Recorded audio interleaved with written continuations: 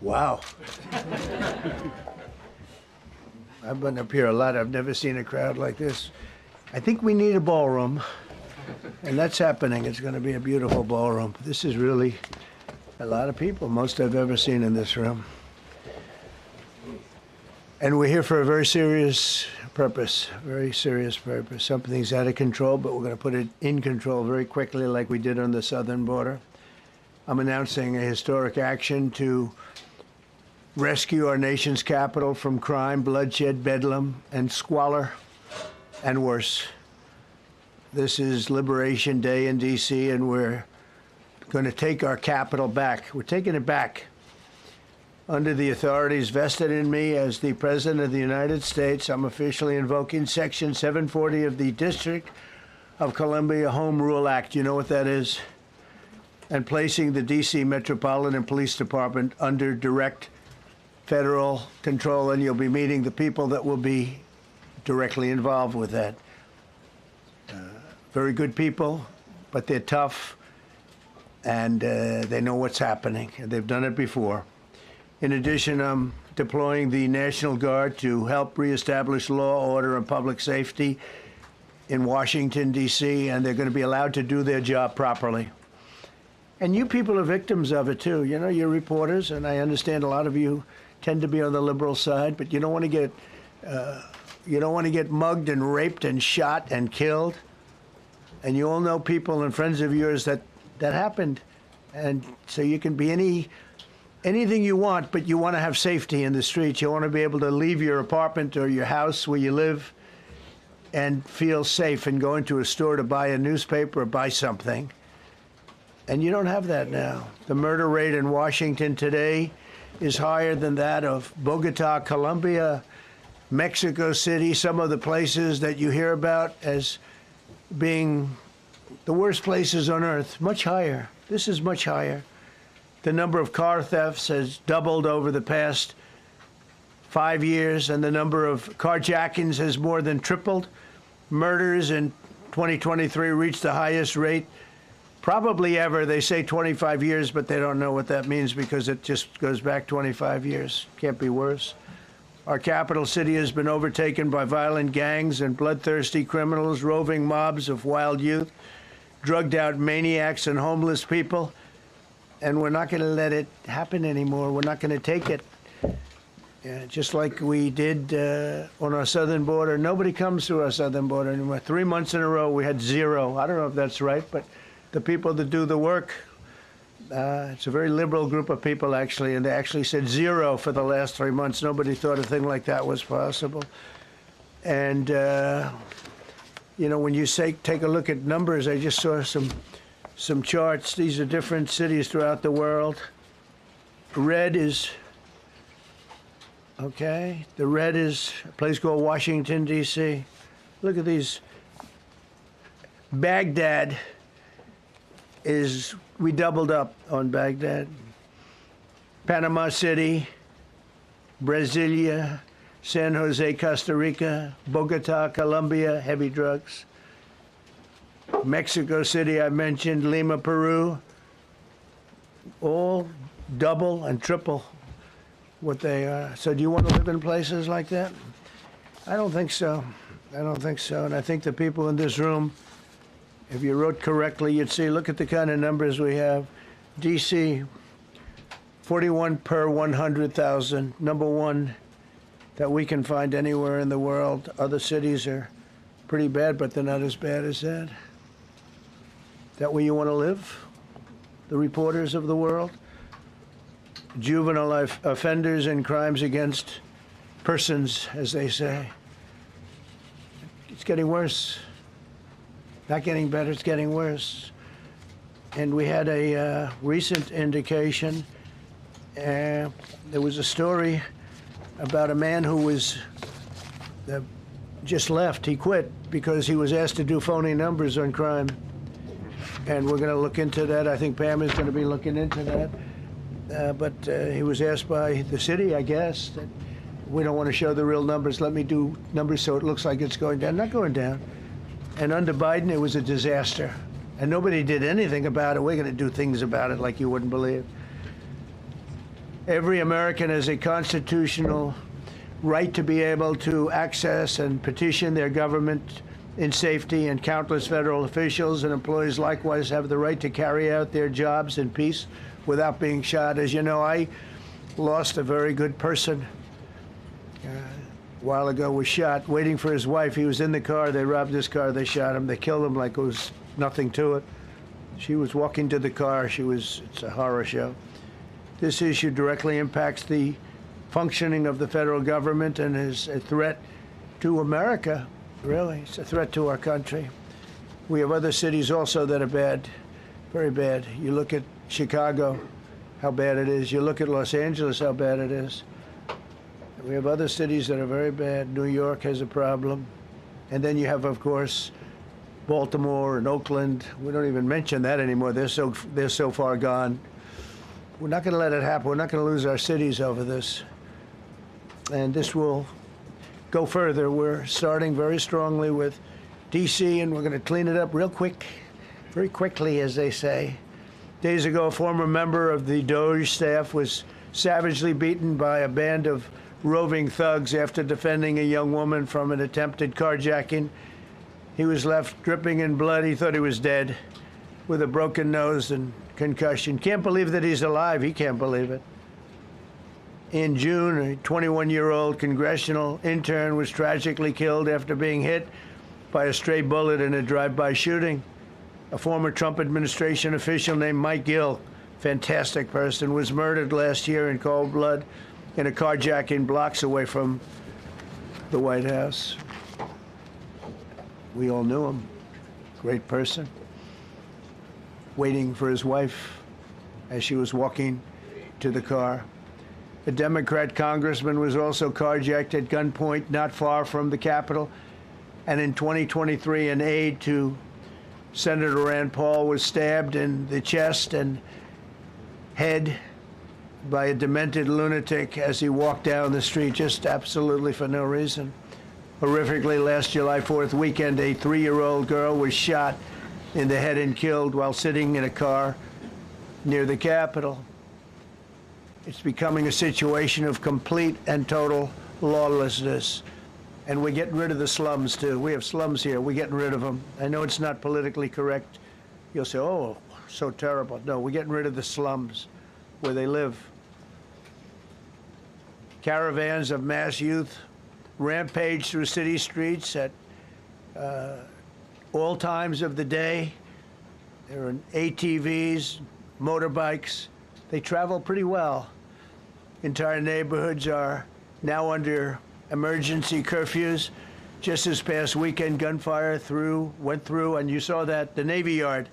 I saw it this morning. They saw that they fought back against law. See, they fight back until you knock the hell out of them, because it's the only language they understand. But they fought back against law enforcement last night. And they're not going to be fighting back long, because I've instructed them and told them whatever happens, you know, they love to spit in the face of the police. As the police are standing up there in uniform, they're standing and they're screaming at them an inch away from their face. And then they start spitting in their face. And I said, you tell them, you spit and we hit. And they can hit real hard. It's a disgusting thing. I've watched that for years, for 3-4 years. I've watched them. The police are standing, and they're told, don't do anything under any search. So and you can see they want to get at it. And they're standing there, and people are spitting in their face, and they're not allowed to do anything. But now they are allowed to do whatever the hell they want. This dire public safety crisis stems directly from the abject failures of the city's local leadership. The radical left city council adopted no cash bail. By the way, every place in the country where you have no cash bail is a disaster. That's what started the problem in New York, and they don't change it. They don't want to change it. That's what started it in Chicago. I mean, bad politicians started it, bad leadership started it, but that was the one thing that's central, no cash bail. Somebody murders somebody and they're out on no cash bail before the day is out.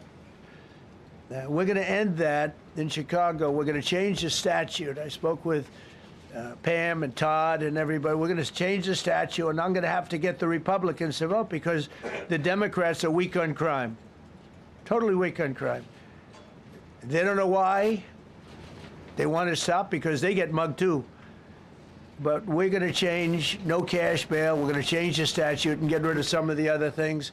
And we'll count on the Republicans in Congress and Senate to vote. We have the majority, so we'll vote. We don't have a big majority, but we've gotten everything, including the great, big, beautiful bill. Got that done, and that's one of the greatest things that's ever happened to people in this country. They're starting to figure it out, how good it is. Biggest tax cut in history. So many things. But we'll be able to get that done. So, Todd, if you and Pam can draw up things working with the people, we will. I'll get it passed. We'll get it passed with the Republicans. Probably won't get, think of this, probably won't get one Democrat vote because they have no idea what they're doing. That's why they want men playing in women's sports. That's why they want transgender for everybody transgender. And they just got walloped in an election, in a landslide, and they haven't changed one thing. I saw the other day the certain gentleman who was a very well-known politician, Democrat, was fighting like hell that men should be allowed to play in women's sport. They just don't get it. They said it's an 80-20 issue, and I think it's a 97-3 issue. And I don't know who the three are. I've never heard anybody nobody's ever come up to me, sir, you have to let men play in women's sports. You have to do it, sir. Nobody's ever approached me. I don't know where this issue even comes from. Never seen anything like it. But they turned our nation's capital into a sanctuary jurisdiction. That's the other thing. We have to get rid of sanctuary cities as quickly as possible. We're going to do it, too. We have to. Because it's sanctuary for criminals. Releasing illegal alien gang members onto the streets in 2022, nearly 70% of criminals arrested in Washington went unprosecuted. That's not going to happen with the group we have standing aside and standing behind me. And at the Metropolitan Police Department, it's now reached a small number relatively compared to what it was, but it's thousands of people. You know, we have thousands of police. I was told today, sir, they want more police. I heard a number, 3,500 police. That's a lot of police. 3,500. I thought they were going to say, we only have 30 policemen or women. They said, we have 3,500. We need more. You don't need more. That's so many. I never heard. That's like an army. How could you need more than 3,000? It just happened 2 minutes ago. Sir, they've requested more police. Oh, what do they have? About 3,500. I said, 3,500? This is not a big area. It's ridiculous. What you need is rules and regulations, and you need the right people to implement them. And we have the right people here, that I can tell you. Look at the border. Biden said there's nothing you can do. Kamala was the border czar. She never called one of the Border Patrol agents who are great. ICE is great. Never spoke to anybody. Never went there. But she was the border czar. And everybody said it was impossible to fix. I fixed it in 3 months. No, really. I fixed it the first week, but really fixed it over the last couple of months. And I mean, literally to a point where, as I said, 0 illegals entering our country in the last 90 days. Pretty amazing. It's time for dramatic action. We're going to do the same thing over here. It's going to be a very safe city very soon. We're not looking to take years, because a lot of people die in years. And we've got incredible people in this country, except we have to allow them to do their job. And that we will deliver like nobody's ever delivered before. I actually think it's easy. You know, if you're competent, it's easy. If you're incompetent, it's impossible. But I'm very competent. Last week, my administration surged 500 federal agents into the district, including from the FBI, ATF, DEA, Park Police, the U.S. Marshal Service, the Secret Service, and the Department of Homeland Security. You know, a lot of nations, they don't have anything like that. They got some police, and they're rough police. They don't have DEA, ATF, FBI, Park Police, U.S. Marshal Service, Secret Service, Department of Homeland Security. They got some police, but they're rough police, and they do their job. They don't have crime. We're not going to have crime either. They made dozens of arrests, and that's what starts to happen. Again, cashless bail. Watch what we do with that. Today, we're formally declaring a public safety emergency. This is an emergency. This is a tragic emergency. And it's embarrassing for me to be up here. You know, I'm going to see Putin. I'm going to Russia on Friday. I don't like being up here talking about how unsafe and how dirty and disgusting this once beautiful capital was, with graffiti all over the walls. It's another part of it, by the way, because we're talking about safety, but we're also talking about beautification. We have the most beautiful, potentially, capital in the world. We always had. But people come from Iowa, they come from Indiana, they come and then they get mugged. Not going to happen. Keep coming, because by the time you get your trip set, it's going to be safe again, and it's going to be clean very quickly. We're going to replace the medians that are falling down all over the roads. We're going to replace the potholes. We're going to put a nice new coat of asphalt over the top. No, we don't have to rip the road out and spend 7 years building a new road because they cut everything. Because some designers said, well, we need a 1/4 of an inch more turn for safety reasons. No, we're going to do it right. We're going to get it done quickly. So today we're declaring public safety emergency in the District of Columbia. And Attorney General Pam Bondi, who's fantastic, is taking command of the Metropolitan Police Department as of this moment. And I'll be making the appropriate notifications to Congress and to the mayor, our new DEA administrator, who's one of the top in the country. He better be Terry. If you're not, I'm going to get rid of you so fast. Terry Cole. Terry, thanks. Very good. We just got him. Most highly recommended person. And you'll be designated as the interim federal commissioner of the Metropolitan Police Department. Okay? And you run them tough. They're good. You have a lot of good people. You have people that shouldn't be there. You also have people that shouldn't be there. They got in there because of woke. But you have a lot of great police. And those people are the ones that want to help you. This city will no longer be a sanctuary for illegal alien criminals. We will have full, seamless, integrated cooperation at all levels of law enforcement, and we'll deploy officers across the district with an overwhelming presence. You'll have more police, and you'll be so happy because you'll be safe. When you walk down the street, you're going to see police, or you're going to see FBI agents. We're going to have a lot of agents on the street. You're going to have a lot of essentially military, and we will bring in the military if it's needed. By the way, we're going to have National Guard, but Pete Hegseth will tell you about it. We will bring in the military if needed. People say, "Oh, that's so terrible." He's going to bring in. It's been used many times over the years. I don't think we'll need it. I think we've got so many great people, including the people that are in the police department with proper leadership. They'll immediately begin massive enforcement operations targeting known gangs, drug dealers, and criminal networks to get them the hell off the street, maybe get them out of the country, because a lot of them came into our country illegally. They shouldn't have been allowed in. They come from Venezuela. They come from all over the world. We're going to get them the hell out. They won't be here long. But some of these people, a lot of them, are homegrown criminals. And these are bad people. These are rough people. And this is just a list of some of the people that were given to me today that were criminals removed from the D.C. streets this weekend. They were rough and tough. But we're rougher and tougher. Look at these people here. Nothing, you know. They're not going to be your local school teacher. Look at this guy. He has killed people numerous times. They're not going to be an asset. They will never be an asset to society. I don't care. I know we all want to say, oh, they're going to be rehabbed. It's not going to be rehabbed. I'm going to ask Doug Burgum to come up and say a couple of words because he's in charge, as you know. He's Interior, but he's in charge of the U.S. Park Police. And I've heard so many great things about the Park Police. They're proud of it. They've been there for a long time. Their families oftentimes grow into the roles. They love the country. They love this area. So, Doug, could you say a few words, please? Thank you, Mr. President.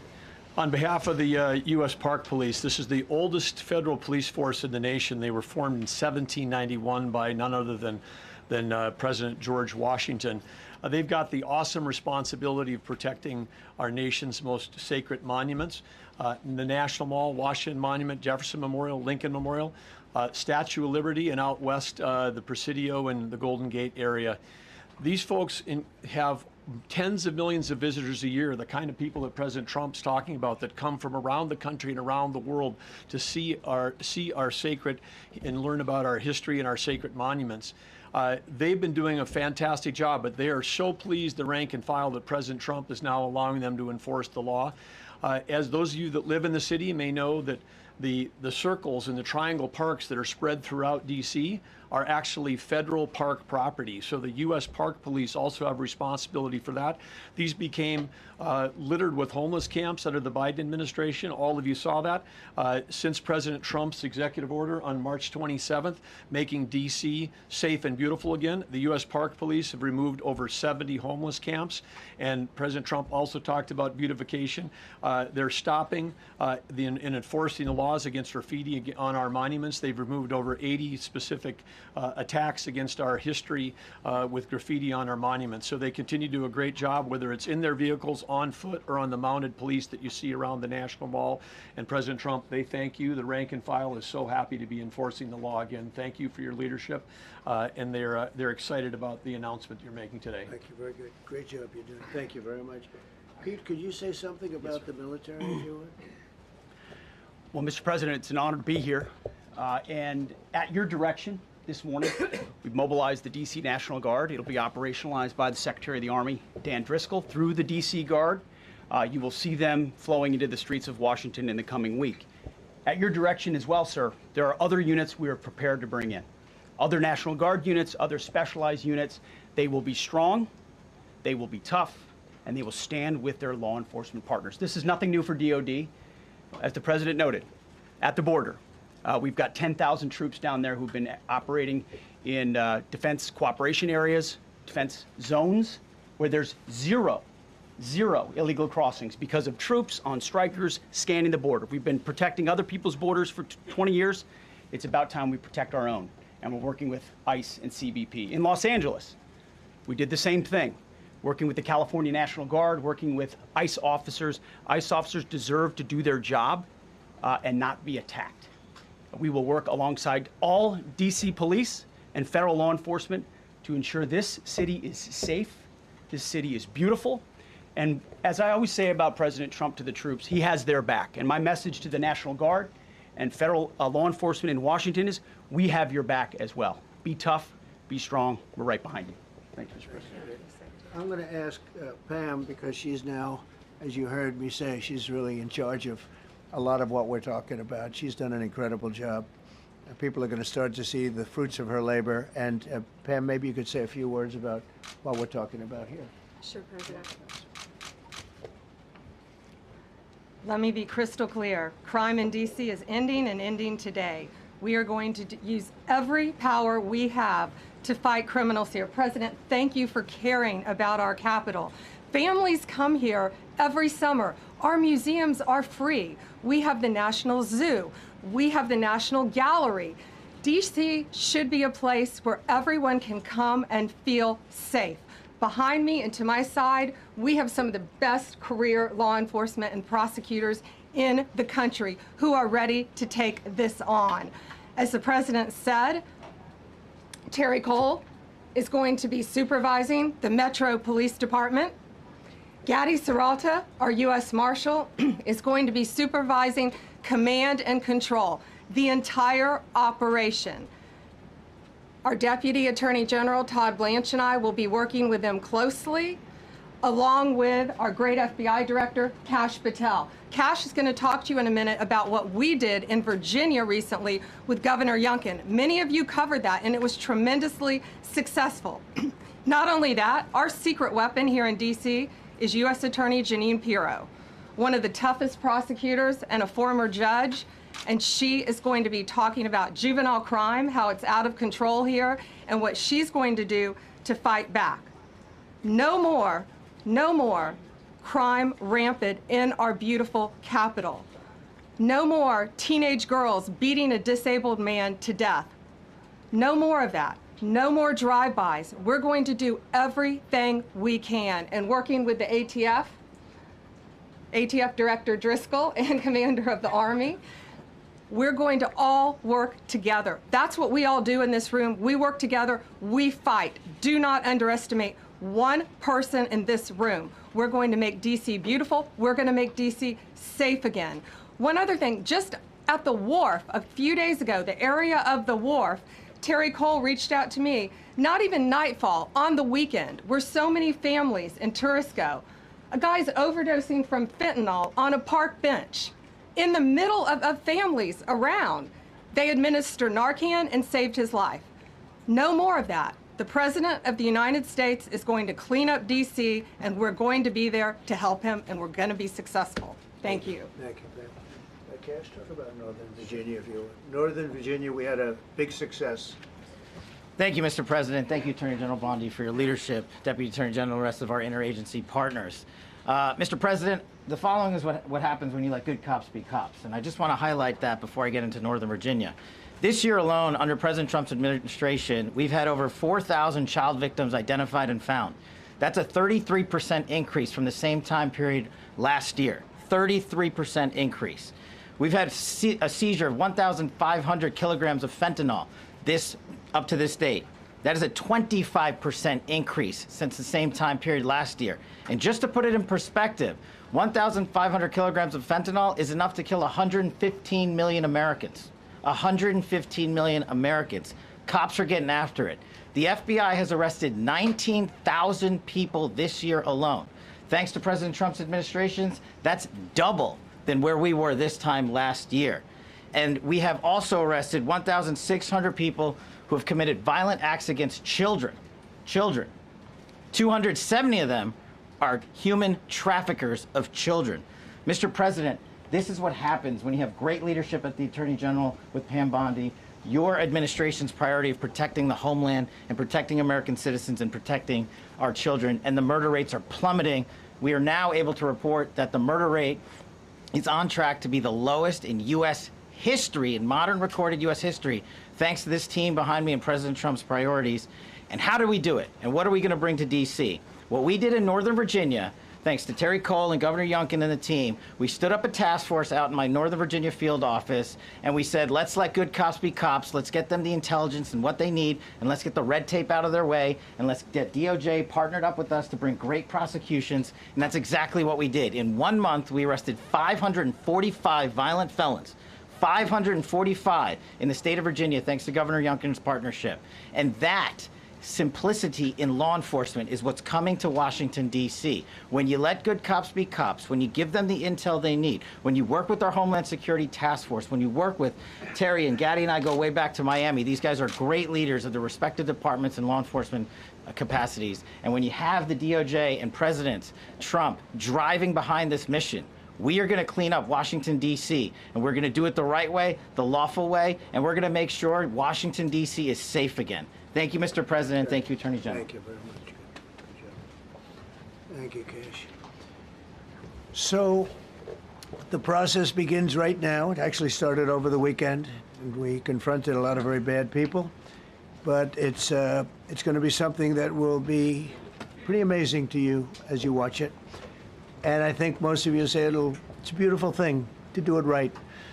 We're going to be removing homeless encampments from all over our parks, our beautiful, beautiful parks, which now a lot of people can't walk on. They're very dirty, we got a lot of problems. But we've already started that. We're moving the encampments away, trying to take care of people. Some of those people, we don't know how they even got there. Some of those people are from different countries, different parts of the world. Nobody knows who they are. They have no idea, but they're there. We're getting rid of the people from underpasses and public spaces from all over the city. There are many places that they can go, and we're going to help them as much as you can help. But they'll not be allowed to turn our capital into a wasteland for the world to see. The Metropolitan Police Department and the federal authorities will be supported in the effort, a really big effort, the 800 D.C. National Guardsmen that we'll put on, and much more if necessary, much more. You remember I said, I offered 10,000 once. Remember I said to a certain person, a person who I thought always was highly overrated, not very competent, but I said, if you need them, we'll give you 10,000 of the military or the National Guard. They turned me down. But if necessary, we're going to move service members directly to joining the Guardsmen, and that'll take place very rapidly, and that'll be done in conjunction with Pam and with Pete and everybody else. Washington, D.C. should be one of the safest, cleanest, and most beautiful cities anywhere in the world, and we're going to make it that. We're going to make it safe. We're going to make it smart. We're going to make it beautiful, so beautiful. Some of the buildings, we're going to add to it. You see what we've done at the White House. White House is a whole different building. I do that in my part-time because it's a natural instinct as a real estate person. I was very good at that, and I was very good at fixing things up. I like fixing things up. You see what's happening. The marble floors are being reinstalled, renovated, fixed. The whole place is becoming very beautiful. We're going to be adding a magnificent ballroom, most beautiful ballroom, I think, anywhere. We need it. I would have certainly loved to have had it today. I think we would have filled it up. A lot of you are standing outside, can't get in this room. I have never seen the room like this, which tells me that you want to talk about, I mean, this was a D.C. news conference. It tells me that you want to talk about crime in D.C. and beautification of D.C., but I'm going to put that's easy. And I think, frankly, fixing the crime with the pros, fixing the crime is easy, too. A person who I've known for a long time, and she's been incredible. She was a fantastic, one of the best ever district attorneys in New York. She was in Westchester, and she became a judge, very successful judge.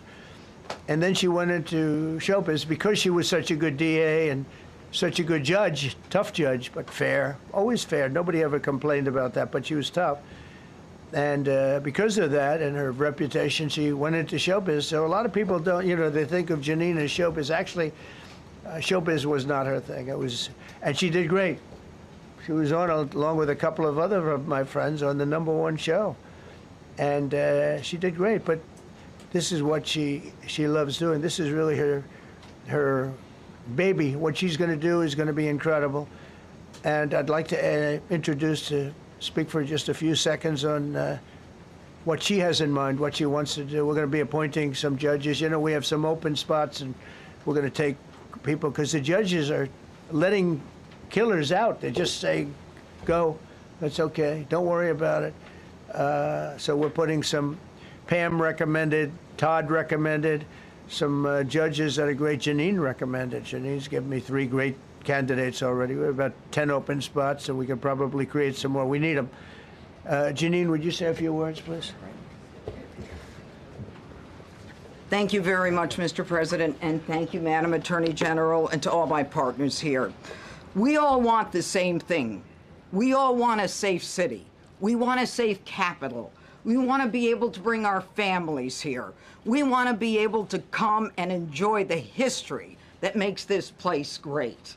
And unfortunately, we are not in that position right now. And Mr. President, I want to thank you for taking the step that we need right now to make criminals understand that they are not going to get away with it anymore. And I'm not going to stand here and go over and over the cases. But what I can tell you is this. I see too much violent crime being committed by young punks who think that they can get together in gangs and crews and beat the hell out of you or anyone else. They don't care where they are. They can be in DuPont Circle, but they know that we can't touch them. Why? Because the laws are weak. I can't touch you if you're 14, 15, 16, 17 years old and you have a gun. I convict someone of shooting another person with an illegal gun on a public bus in the chest, intent to kill. I convict him. And you know what the judge gives him? Probation. Says you should go to college. We need to go after the D.C. Council and their absurd laws. We need to get rid of this concept of, no cash bail. We need to recognize that the people who matter are the law-abiding citizens, and it starts today But it's not going to end today, because the president is going to do everything we need to do to make sure that these emboldened criminals understand we see you, we're watching you, and we're going to change the law to catch you. And my final note is this. These kids understand that the jurisdiction is through the State Attorney General, Brian Schwab. I did a poster of the young man from Doge who was beaten bloody with a severe concussion, a broken nose. And then I did a poster of what happens to those kids, because I can't arrest them, I can't prosecute them. They go to family court, and they get to do yoga and arts and crafts. Enough. It changes today. Thank you, Mr. President. Thank you, Jim. You're welcome. Great job. Thank you. If I could, I just signed some executive orders. I'd like to have Will please come up, and we'll let the people know what we signed. Do you want to put them down? Yes, sir. Go ahead. A short while ago in the Oval Office, President Trump signed 2 crucial executive actions to deal with the emergency crime conditions we currently face in the District of Columbia. The first of these was an executive order, as President Trump said before, invoking his powers under Section 40 of the Home Rule Act to take federal control of the D.C. Metropolitan Police Department. Along with that executive order, President Trump signed the statutorily required notification letters to Mayor Bowser and to the relevant House and Senate committee leaders. The second major executive action that President Trump signed was a presidential memorandum directing the Secretary of Defense to utilize the National Guard to address the conditions we see on our streets here in D.C. It also authorized the Secretary of Defense to work with state governors to utilize their National Guard units if necessary as well. These are bold, decisive steps intended to combat the out-of-control crime conditions we've seen on D.C.'s streets for far too long, and I, for one, am deeply proud to be part of an administration that's finally coming to terms with these issues, sir. Thank you very much. Sir. Thank you. So, just to conclude, Washington, D.C. should be one of the safest, cleanest, most beautiful places anywhere in the world. It was years ago. We had one problem that was a pretty big problem. The radical left got out of control, and they started trying to rip down statues. And I said, let's go pass a law real fast. We're going to do it real fast, but we were blocked by the Democrats, who do not want safety. Nobody gets it. I don't get it. They don't get it, because they can't get votes. I don't know how they can win an election with this, but they don't want safety.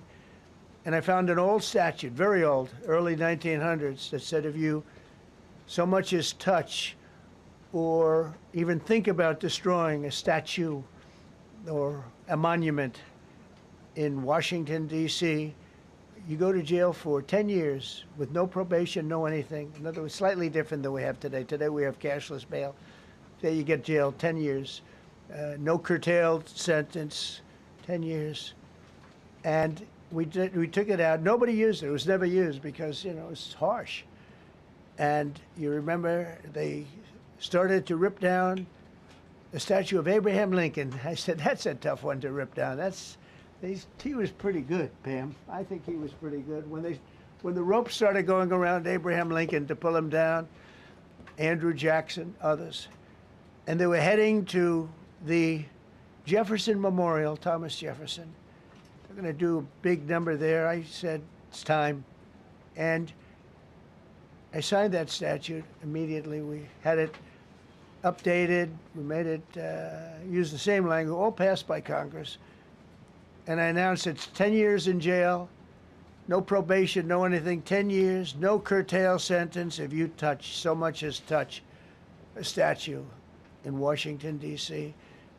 And it was an amazing sight, beautiful sight. Everybody just left. The ropes were hanging around Andrew Jackson, and there were 2 ropes around Abraham Lincoln. They left the rope, but everybody just left. And that was the last problem we ever had. You know, that was the last problem that we ever had with the statues. They were going wild, and somebody came to me and said, sir, in 1910, I don't want to give you an exact, because you'll say, Donald Trump gave us wrong dates around like early on. You know, if I'm slightly off, they make you sound a little bad. So I won't put myself in that position. I won't put you in that position, because I think everybody agrees with what we're doing today. But when I signed that thing, it was like a miracle. Everybody left. They were gone. They were starting to march down. They started the march toward Thomas Jefferson. And I figured he was always going to be safe. But they found something with him, and they found something with Abraham Lincoln. And even in the name George Washington in California, numerous places changed the name of George Washington High School and various other places. They took George Washington's name. This was a sick, woke culture that I think we've largely ended. And a lot of those people that were woke are now turning out to be the opposite. I won't go so far as to say MAGA. It's a very special category. But they've gotten out of that. But we have people that love this country, and they love this really beautiful capital. It is. I flew over it the other day, and I said, what a beautiful place. But if there's crime all over the streets, when you get there, it doesn't look so beautiful. But we're going to make it beautiful again. We're going to fix it with crime, and we're going to also, as we're doing that, we're going to start doing things that we know how to do, that I know how to do better than anybody, I guess, because of my experience from previous life. But not only are we stopping the crime, we're going to clean up the trash and the graffiti and the grime and the dirt and the broken marble panels and all of the things they've done to hurt this city. And we're going to restore the city back to the gleaming capital that everybody wants it to be. It's going to be something very special. All of these people are really tough. Could I shake your hand, Gaddy, please? You're going to be so important here. You're going to be that guy. I hope I don't have to fire him in 2 weeks because he's too soft. I don't think he's too soft. If I do, I will, though. Is it okay if you're soft, weak, and pathetic, like so many people? I will fire you so fast. You're not going to have to worry about that. No, I think you're going to do a fantastic job. And everybody in this room, they may not express it, but they all want that to happen. You know, they want to be safe, and they have families too. So it's an honor to have such a large group. I've done this for years now, hard to believe. I've never seen this room so packed. In fact, I'm sure it's a violation of every fire code. But we'll let you stay anyway. You're taking a chance. And with that, we'll say, maybe if you could, oh, wow. We could be here all day long. If we could keep the first questions, perhaps, to this subject, and then we'll go on to a few others. Please. Mr. President, thank you so much. Can you talk about how personal of an issue this is? You talked about flying over the Washington Monument and seeing the pride of what D.C. is, and do you believe that the status of the city, the cleanliness, the way that crime is low, is a direct reflection on how the country is run? Yeah, I do. I think the Capitol, look, everyone comes here. They're all coming. All the leaders, they're all wanting to come. And I say it, I've said it again, but I'm really just quoting other leaders from NATO, from the Middle East, King of Saudi Arabia, Qatar, UAE. I was over there. We brought back $5.1 trillion of investment into our country. But a month and a half ago, I was at NATO. We had a great thing. They agreed to put up 5% instead of 2%. 2% they didn't pay, 5% is already paid. We had a great meeting, and they all said the same thing. They said our country was dead. They thought our country was gone. 1 year ago, they said your country was dead. And now you have the hottest country anywhere in the world. We do. We have the hottest country in the world right now. The tariffs have helped. It's given us not only the money, it's billions, trillions of dollars of money, but it gives us great power over enemies. We solved 5 wars with Pakistan and India. We just solved one. Azerbaijan and, as you know, and Armenia. A war was raging for 37 years. And the 2 leaders got up and they said, we never thought this would be solved. Russia tried to solve it. They all tried to solve it. It was a very tough situation, but we got it done. And I said to the 2 men, I said, are you guys friends? And they had a hard time. You know, they've been killing each other for 37 years, right? One was there 5 years, one was there for 22 years. He said, my whole life I've been fighting this war. and you got it solved. But we did many of those. We did in the Congo and Rwanda. That's been going on for 30 years. 8 to 9 million people killed that they know of, but it was raging, and we got that solved. We got a lot of them done. It's a great honor. But you want to have, when they come, the leaders come to our country to sign documents that the war is over or whatever, or for other reasons. They come for trade. And you want them to come through so beautifully. You ride down those roads, everything should be perfect. You shouldn't have medians falling down into the roadway. Median, you know, the metal things that are always, somebody had a great lobbyist, because I've never seen them look good. I've been looking at those things with the little, right? They're always broken and bad, but here they're really bad. And we're going to either put new or fix it, and it's not expensive. It's not really expensive. And we're going to fix our roads a little bit. We're going to clean up our sidewalks. You have countries where every Saturday the people go out and they wash their sidewalks in front of their stores or their houses. They scrub their sidewalks. So we aren't quite at that level yet, I don't think, Gaddy. We're not quite there yet, but maybe we will. They go out and they scrub. I think it's so beautiful to hear that and to see those stories. But we're going to make it clean. But just to finish with your question, it's a very, very strong reflection of our country. And when they see a bad city, you know, my father always used to tell me, I had a wonderful father, very smart, and he used to say, son, when you walk into a restaurant and you see a dirty front door, don't go in, because if the front door is dirty, the kitchen's dirty also. Same thing with the Capitol. If our Capitol's dirty, our whole country is dirty, and they don't respect us. So it's a very good question, actually. Mr. President, sorry. Question for you on the specific issue. Do you expect more ideas that Chicago, LA, San Francisco, would they expect similar action what we've seen in DC? And the other question, sir, there's reporting that the administration is going to reclassify marijuana. Would that send mixed messages that if marijuana is okay, some drugs are okay, but we're trying to clean up crime? How do they go hand in hand? We're only looking at that. That's early, but you know, somebody reported it, which is fine. We're looking at it. Some people like it, some people hate it. Some people hate the whole concept of marijuana, because if it does bad for the children, it does bad for people that are older than children. But we're looking at reclassification, and we'll make a determination over the next few weeks.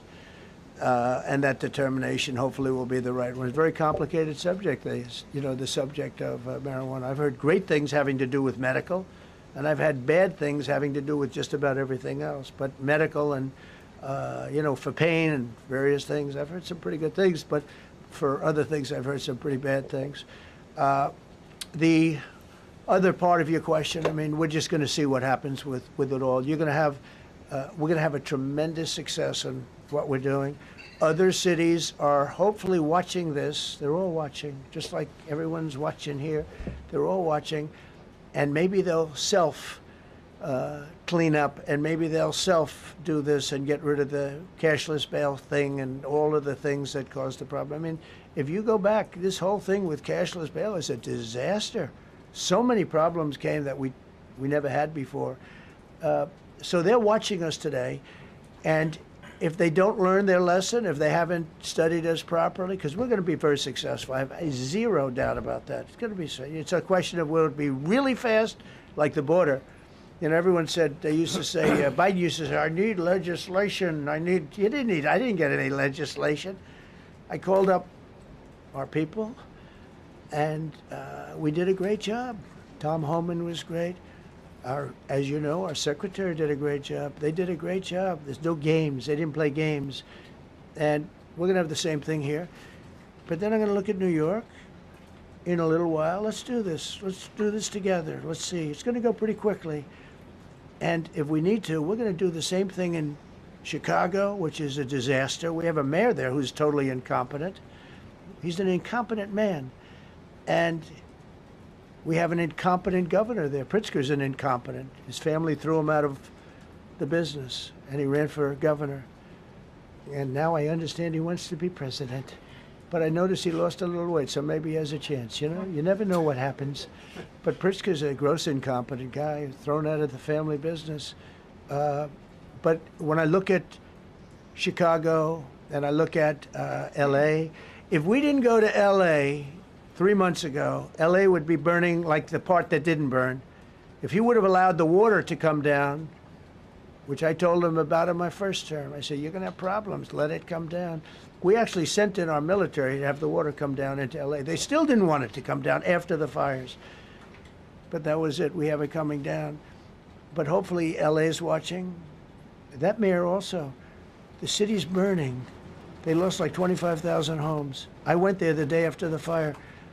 You were there. And I saw people standing in front of a burned down home. It was, their homes were incinerated. They weren't like, even the steel was literally, it was all warped and literally disintegrated because of the winds and the flame and the whole thing, like a blowtorch. They were standing on this beautiful day, maybe a couple of days after. We gave it a little time because what they had suffered.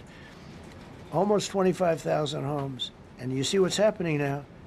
They didn't give their permits. I went to a town hall meeting. I said, we're going to get you the federal permits, which are much harder. Almost immediately. Lee Zeldin is a star. He did an incredible job. They have all their federal permits. They don't have their city permits. And the mayor said to me, we think we can have them in 2 years. I was walking down the street and I met with firemen and police. And I was saying hello to many people that were standing in front of their homes with yellow tape. You can't go in. You can't go onto the lot. And those people wanted to start rebuilding their homes then and there. And the mayor said, we should be able to get them the permits within 2 years. I said, that's a shame. 2 years? Are you kidding? I'm going to get them the federal permit like almost immediately, 2 years. And she roared back, well, maybe 1 year. The place was booing her out of the place. They don't have their permits to build their homes. And now they're talking about putting, this is among the most beautiful areas in the country. Now they're talking about putting low-income housing there. Can you believe this? I love low-income housing. I made money with low-income housing. I built low-income housing. I know more about low-income housing and luxury housing. I know about everything real estate. They want to replace some of those homes with low-income housing. They haven't gotten their permits yet. We've gotten all the federal permits, which are much tougher to get, and it was done almost immediately through Lee Zeldin and Federal Environmental. And I watched the other day, those people are angry. And now, you know, they had tremendous, they loved that area. They loved the whole big area, different places, but they loved it. It was all luxury stuff and beautiful stuff. And some wasn't that luxury, but the level of love for that neighborhood, their neighborhoods, was incredible. And you know what? I watched people on television, they want to go, they want to leave. They've lost their spirit, they've lost their heart, because the mayor's incompetent. And Gavin Newsom is incompetent. Got a good line of bullshit, but that's about it. He's incompetent. And you have Los Angeles is, you know, it's amazing. You know, I called, the first thing I did, I got the Olympics to go there. I was the one that got it. And by a rare thing that happened, I'll be the president. I was very upset because I got the Olympics there, and I said, I won't be president when it comes. But bad things happened, and illegal things happened, really illegal things happened. Now it turns out one good thing was I'm going to be the president for the Olympics for 2050, for 250, which is going to be fantastic, and also for the World Cup. So we have a lot of good things, and I hope 250 is going to be, the 250th anniversary is going to be the best. But when I looked at those people, and I saw last night on television that they still don't have their permits, it's a disgrace what's happened in Los Angeles. Thank you. The China tariff deadline is tonight. Do you plan to extend that? We'll see what happens. China's been, we've been dealing very nicely with China, as you probably have heard. They have tremendous tariffs that they're paying to the United States of America. And we'll see what happens. They've been dealing quite nicely. The relationship is very good with President Xi and myself. President, you mentioned your upcoming meeting with President Putin. Can Yeah. you tell us what you hope to get out of that and whether you'll consider inviting President Zelensky to join? So you have to understand, this is a war that should have never happened. This is a war that wouldn't have happened if I were president. It would have never happened. It was the apple of his eye. I got along very well with President Putin. But if you look, under President Bush, they took a lot of territory. Under President Obama, they took a lot of territory. Under Biden, they essentially took the whole thing. You know, it's just a question of time. Under Trump, you know what they took? Nothing, nothing. I was the one that said, you can't build your pipeline. That was half built. I came in, I stopped the pipeline. It's called Nord Stream 2. Nobody knows that, you know. Nobody ever heard of Nord Stream 2. You might have not even heard it. Biggest pipeline in the world. I stopped it. I was not a friend of Russia, but I got along well with Putin. It's always good to get along with other countries if possible, but that doesn't mean you roll over like Biden did. Biden came in and he immediately approved the pipeline. I couldn't believe it. Then they say Trump wasn't tough on Russia. I wasn't tough. I was the toughest. Putin said, if you're not tough, I would hate like hell to see you. I stopped the biggest economic development job, the biggest job that Russia had ever built. I stopped it. It was dead. And this low IQ president came in and he let them build a pipeline and supply oil and gas all over Europe, you know. So this is really a feel-out meeting a little bit. And President Putin invited me to get involved. He wants to get involved. I believe he wants to get it over with. Now, I've said that a few times, and I've been disappointed because I'd have like a great call with him, and then missiles would be lobbed into Kiev or some other place, and you'd have 60 people laying on a road dying. I said, that's cold, that's cold. But it's a violent war. 5,000 to 7,000 people a week are dying. And you know, there's nobody from here. They're all Russian and Ukrainian people, and some people from the cities, much smaller number, but still, those missiles do damage and they kill a lot of people, but mostly soldiers. And they're young soldiers, although in the case of Ukraine, they're getting much older. They're drafting 60-year-olds now. It's a terrible thing to witness, and I think I have an obligation. Look, this is Joe Biden's war. This is not my war. I made a deal with NATO a month ago. You covered it very accurately, actually. We don't pay anything anymore. You know, we're not paying anything. They are buying things from us, and NATO is paying us. I got it raised from 2% of GDP to 5%. And they're paying us for everything that we send. We're not paying. But Biden approved $350 billion. Europe has spent $100 billion. The money that's been spent and the death is incredible. It's the worst thing that's happened, by far the worst that's happened since World War II. So I'm going in to speak to Vladimir Putin. And I'm going to be telling him, you got to end this war. You got to end it. And he wasn't going to mess with me.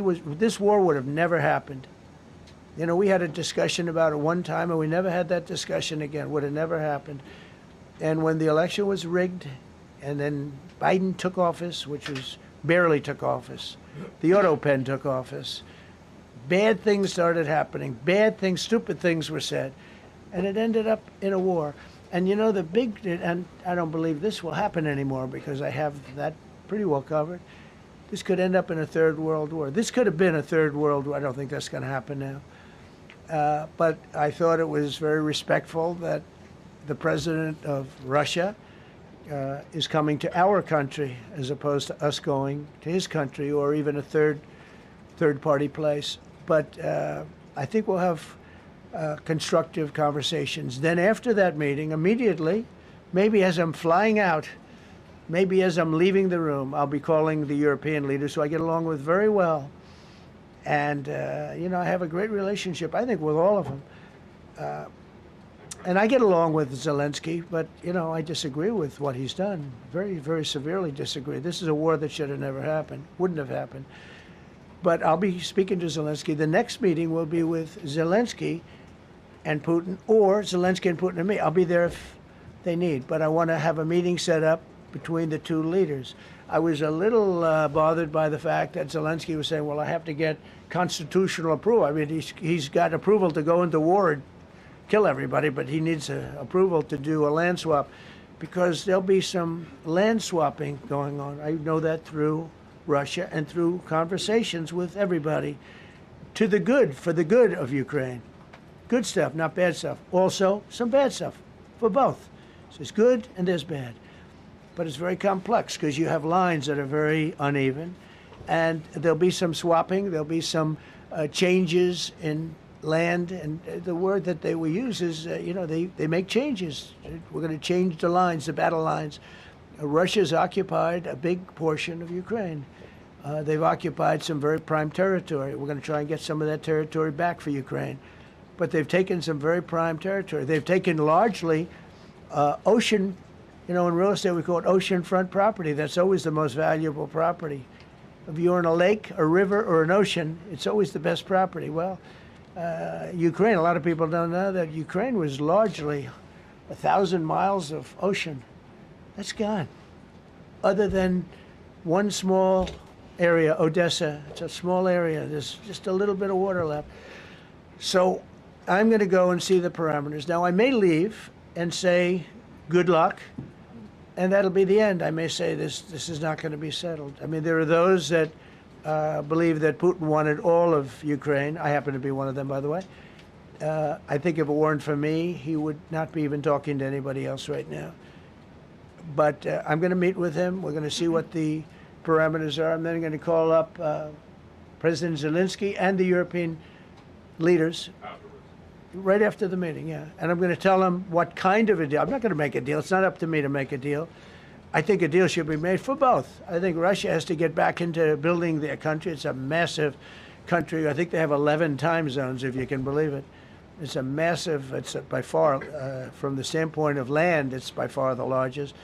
They have tremendous potential in Russia to do well. They're not doing well. Their economy is not doing well right now because it's been very well disturbed by this. It doesn't help when the President of the United States tells their largest or second largest oil buyer that we're putting a 50% tariff on you if you buy oil from Russia. That was a big blow. And then they say, gee, he wasn't so tough. Nobody else would have done that.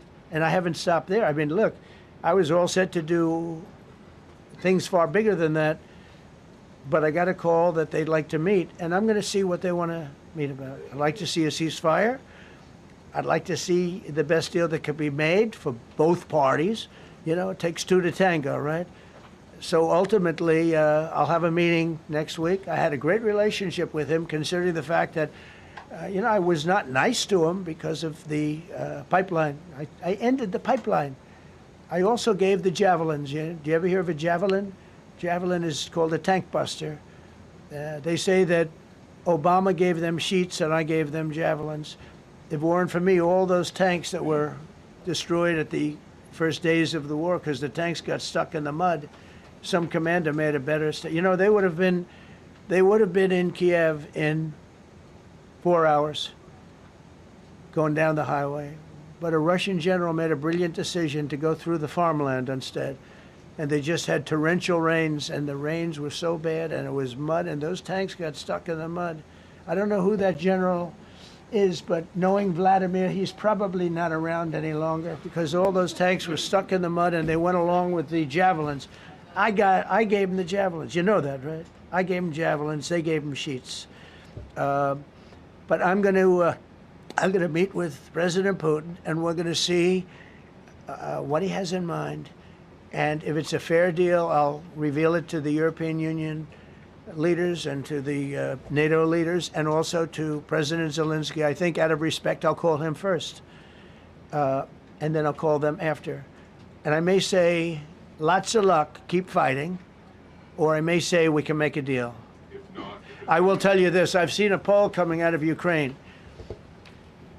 88% of the people would like to see a deal made.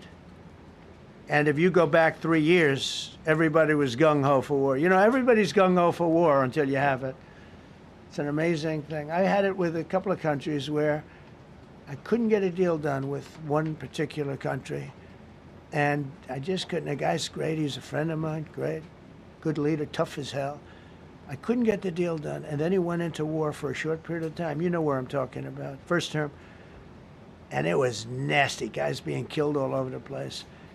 And he went through 1 week of war, and I was able to get the deal done. He said, this is nasty. Yes, please. Yeah, just to follow up on what you were saying there.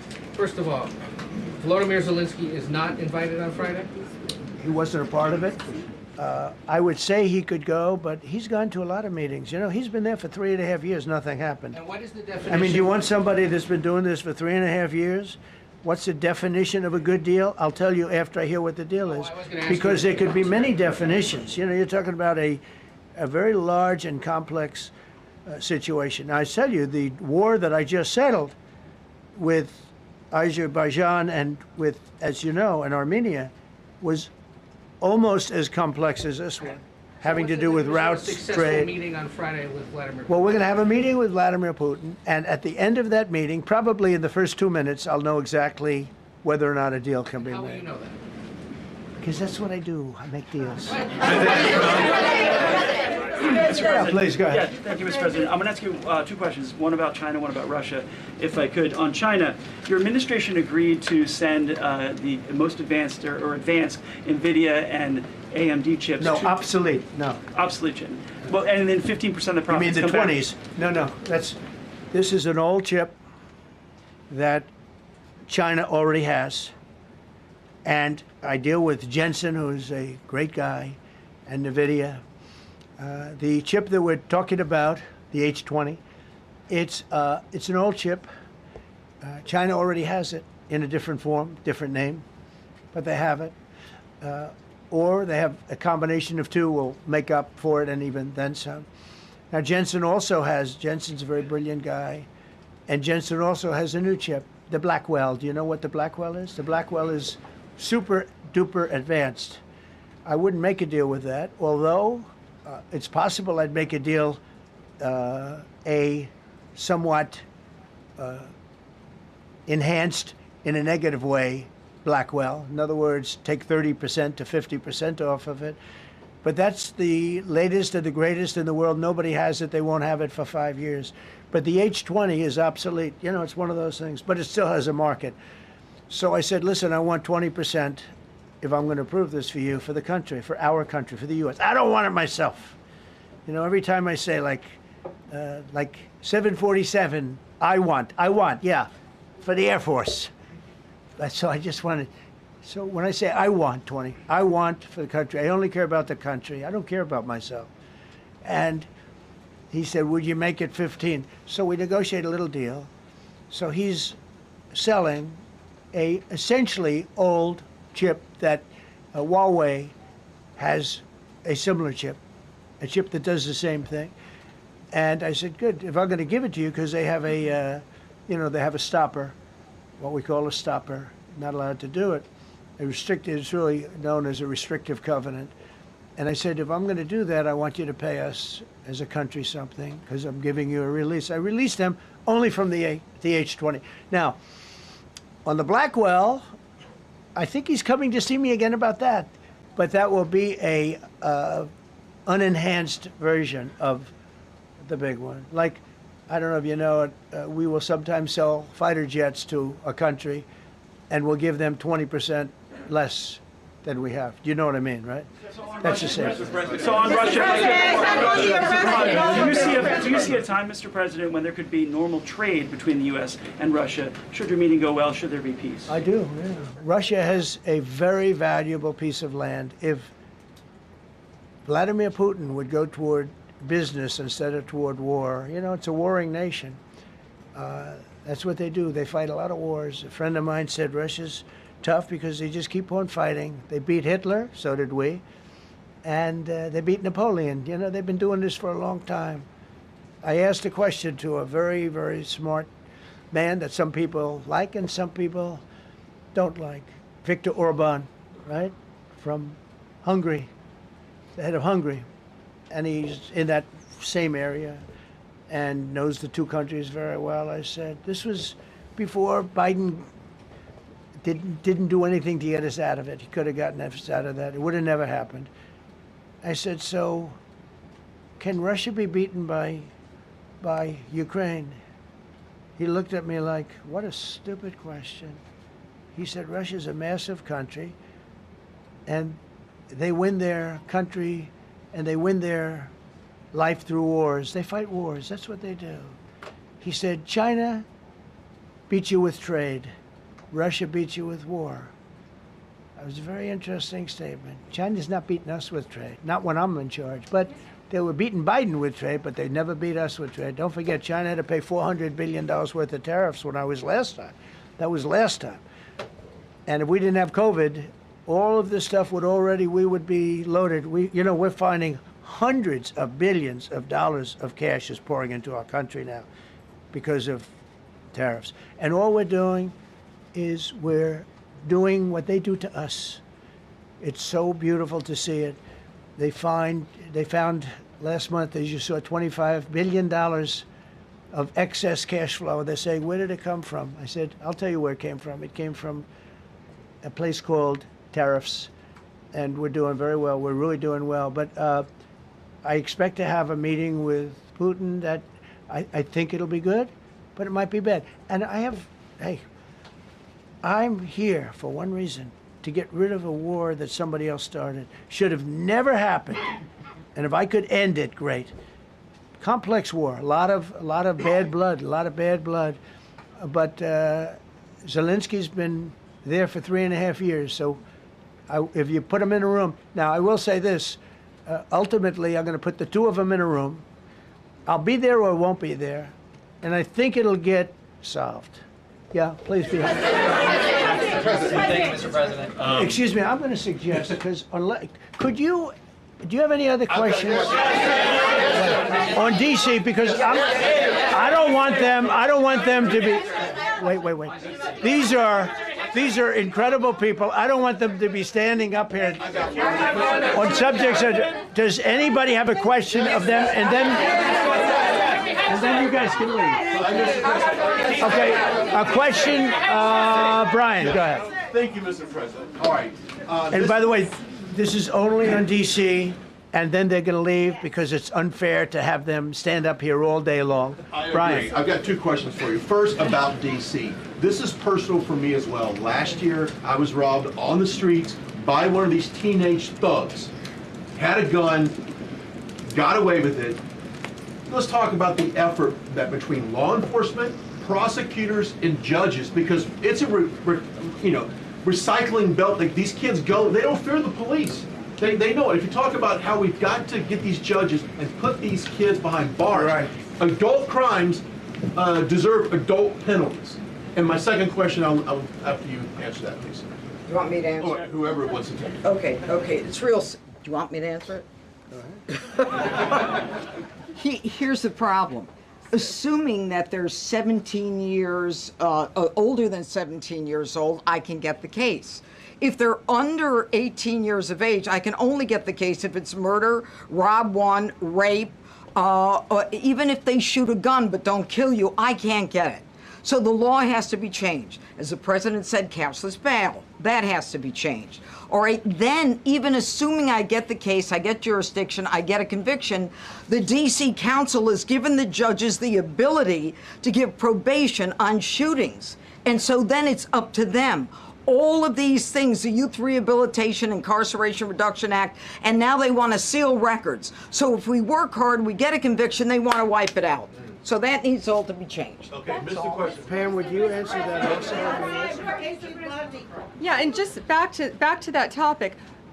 Let's be clear, though. We're going to charge them, and we're going to track every single thing they do throughout every step of the court process and report back to you and let all of you know what's happening to them. Because the people who are prosecuting them, the judges who are trying them, they also need to be held accountable. Mr. President, you also made a comment. You made a comment when you walked out here. This is the most people we've ever seen in this briefing. I've never seen ever, right? Yeah. I've never seen any. Where's Caroline? Where's my superstar? Caroline. Is Caroline in the back? Where's Caroline?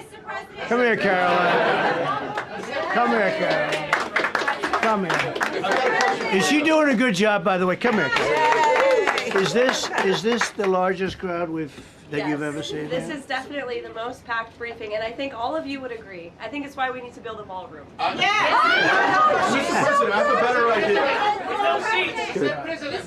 All right, Brian, go ahead. My question is this. You're building the big, beautiful ballroom. Yeah. Could we build a big, beautiful briefing room, updated technology, more seats? I don't want to do that. I don't want you to be comfortable. No, I don't want to make life comfortable. So Let's just do this. Let's do this. It's going to be a big thing. We're going to Russia. That's going to be a big deal. What happens, happens. I'll let you know what happens. You'll be the first to know. I'll be calling the European leaders. I'm going with totally. I mean, we have a lot of talks. They're great people. They're great leaders, actually, and they want to get back. Honestly, as one of them said, I've OD'd on trying to settle Ukraine. They've OD'd, meaning they've overdosed on the settlement of Ukraine. Not a nice expression, but boy, is it accurate. They're tired of it. They want to get back to spending money on their countries. You know, Biden gave them $350 billion. Europe gave $100 billion. It should be much more than that. Shouldn't have been that kind of, they should have had equalization, but they didn't. But you know what? Still a lot of money. They want to get back to building their own countries. They really want it resolved. My relationship with the European leaders, as you saw, is extremely good. It's perfect. It's beautiful. Wait. And we're going to try. I'll be in touch with them. I have 5 of them call me. You think it's easy? There are a lot of European leaders, but they rely on me. Very much rely on me. If it wasn't for me, this thing would never get solved until the last person breathing is dead. Would you talk to them before? Mr. President. Yeah, I did. I'm talking to them right now. So I'm talking to the European leaders. I'll be talking to President Zelensky. I'm going to get everybody's ideas. I go into that thing fully loaded right up there, and we're going to see what happens. Now, I think one of 2 things is going to happen. It's going to be a good meeting, and we'll go a step further. We'll get it done. I'd like to see a ceasefire very, very quickly. Very quick. I'd like to see it immediately, but I'd like to see it very quickly. And we're going to be dealing with the European leaders, and we're going to be dealing with President Zelensky, and hopefully we're going to have a great success. As far as this, what we did today, and I think you were here for D.C. more so than even Russia, because Russia will be, you know, we have a couple of days to go. But the Russia is going to be very interesting. But to me, what is very exciting, and we're going to take back our capital. We're going to make it beautiful again, but we're going to make it, more importantly, safe again. It's going to be so safe. It's going to be a model. And then we'll look at other cities also. But other cities are studying what we're doing. And you have some capable people in other cities. They can do it too. But we have a great group of professionals. We're going to have a safe, beautiful capital, and it's going to happen very quickly. Thank you all. Thank you all very much. Should the Justice Department appeal the Epstein decision today, Mr. President? How long will the takeover of D.C. police last? We'll see you guys tomorrow. We'll have another briefing. We'll see the National Guard on their streets.